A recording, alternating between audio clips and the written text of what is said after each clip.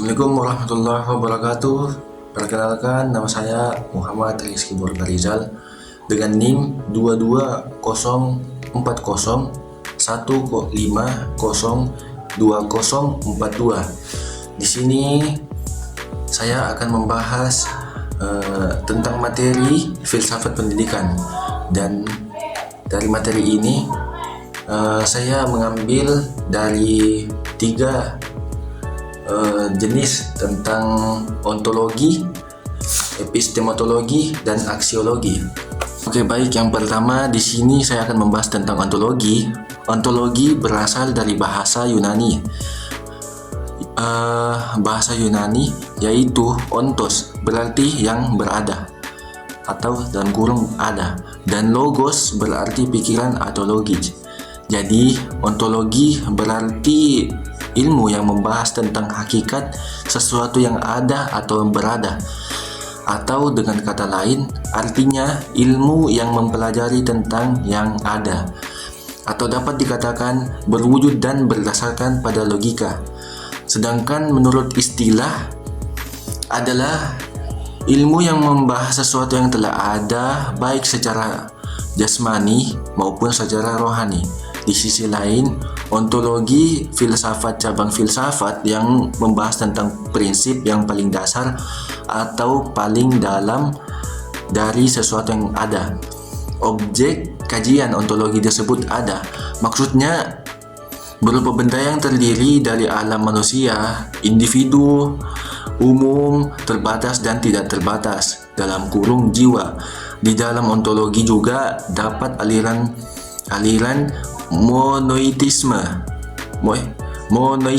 yaitu segala sesuatu yang berasal dari satu sumber atau dalam kurung satu hakikat.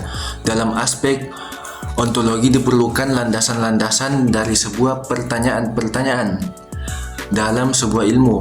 Landasan-landasan itu biasanya kita sebut dengan metafisika. Dan yang kedua, epistemologi.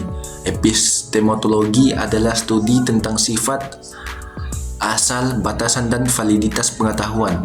Ini mencakup pertanyaan-pertanyaan mendasar seperti bagaimana kita tahu apa yang tidak kita ketahui, yaitu proses akuisisi pengetahuan.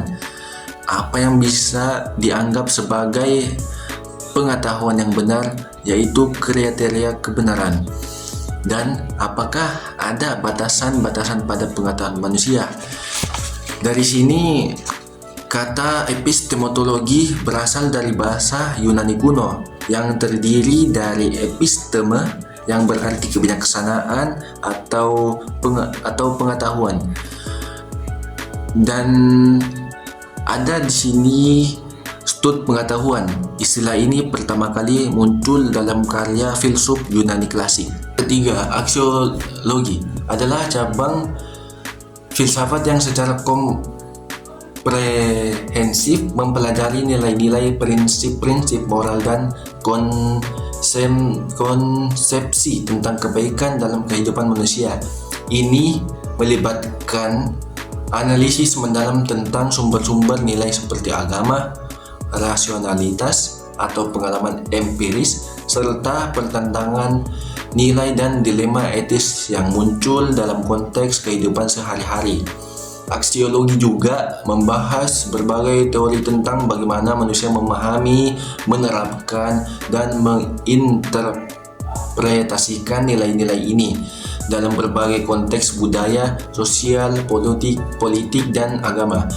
Dalam diskusi aksiologi, terdapat penekanan pada bagian nilai-nilai. Ini mempengaruhi perilaku manusia, struktur sosial, dan dinamika politik. Aksiologi juga mengkaji implikasi sosial, psikologis, dan politik dari penerapan nilai-nilai tersebut dalam kehidupan sehari-hari.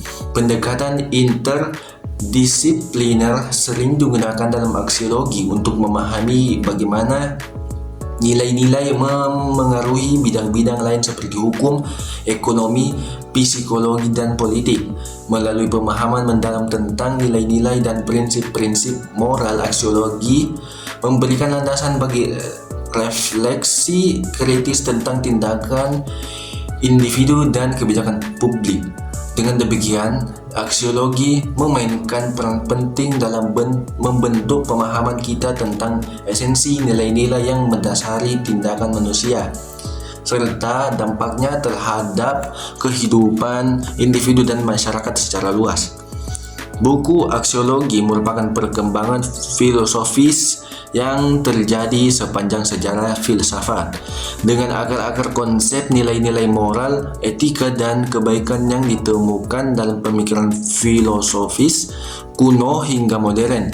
Meskipun istilah aksiologi mungkin baru muncul pada abad ke-19, konsep-konsep yang terkait dari dalam nilai studi nilai telah ada sejak zaman kuno, dan pemikiran tentang nilai-nilai terus berkembang seiring berjalannya waktu dengan kontribusi dari berbagai filsuf dan tradisi filosofis.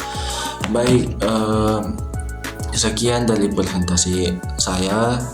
Wassalamualaikum warahmatullahi wabarakatuh.